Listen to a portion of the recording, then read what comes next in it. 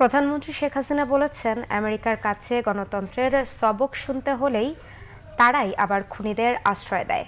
তার সরকার কখনো বিচার বিভাগে হস্তক্ষেপ করেনি জানিয়ে প্রধানমন্ত্রী বলেন, স্বাধীন বিচার বিভাগ নিশ্চিত করা হয়েছে। প্রধানমন্ত্রী বলেন, অবৈধভাবে ক্ষমতা দখল করে উর্দি প্রলোভন আর নির্যাতন করে গঠন করা দলটি হচ্ছে বিএনপি।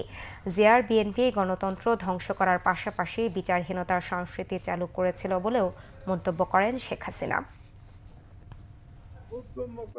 মঙ্গলবার সুপ্রিম কোর্ট জাজেস স্পোর্টস কমপ্লেক্সে সুপ্রিম কোর্ট প্রকাশিত বঙ্গবন্ধু ও বিচার বিভাগ শীর্ষক স্মারকগ্রন্থ এবং ন্যায়কণ্ঠ নামে মুজিব বর্ষের স্মরণিকার ময়ূর উন্মোচন অনুষ্ঠান আয়োজন করা হয়। অনুষ্ঠানে গণভবন থেকে ভার্চুয়ালি যুক্ত হন প্রধানমন্ত্রী শেখ হাসিনা।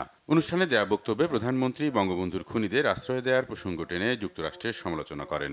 আমেরিকার মতো জায়গা, যারা সবসময় ন্যায় বিচারের কথা বলে, গণতন্ত্রের কথা বলে, ভোটাধিকারের কথা বলে, তারা মানবাধিকারের কথা বলে, কিন্তু আমাদের যে মানবাধিকার লঙ্ঘন হয়েছিল, আমরা যে ন্যায় বিচার পাইনি, তারপর যখন এই বিচার হলো, সেই খুনিদের আশ্রয় দিয়ে বসে আছে।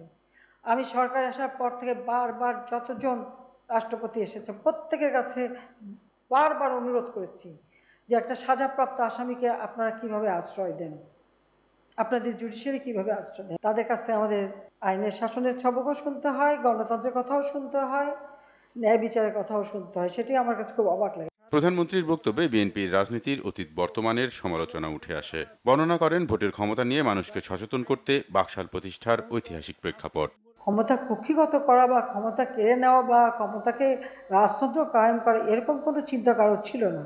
সৈয়দ নজরুল ইসলাম সাহেব বাংলাদেশের, তিনি তখন উপরাষ্ট্রপতি, তার ভাই নির্বাচন করে পরাজিত হন একটা স্কুল মাস্টারের কাছে। আরেকটা ইলেকশন হয়েছিল বোধহয় সিলেটে, সেখানে একটা সাধারণ মানুষ নির্বাচনে জয়ী হয়ে আসে।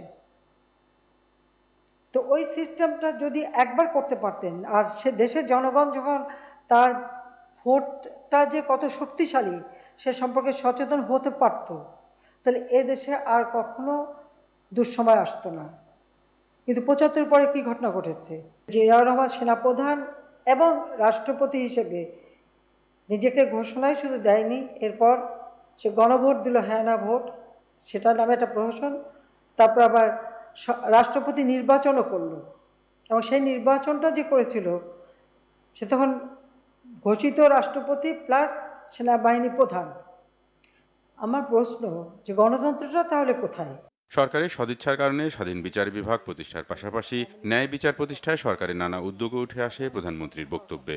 যেহেতু আমার বাবা চাইতেন স্বাধীন বিচার ব্যবস্থা, আমরা সরকারে এসে সেই স্বাধীন বিচার ব্যবস্থা আমরা নিশ্চিত করেছি। সাধারণ মানুষের জন্য বিচারের রায় বাংলায় অনুবাদের জন্য আলাদা একটি উইং করারও পরামর্শ দেন সরকার প্রধান। রকুনুজ্জামান, বাংলাভিশন, ঢাকা।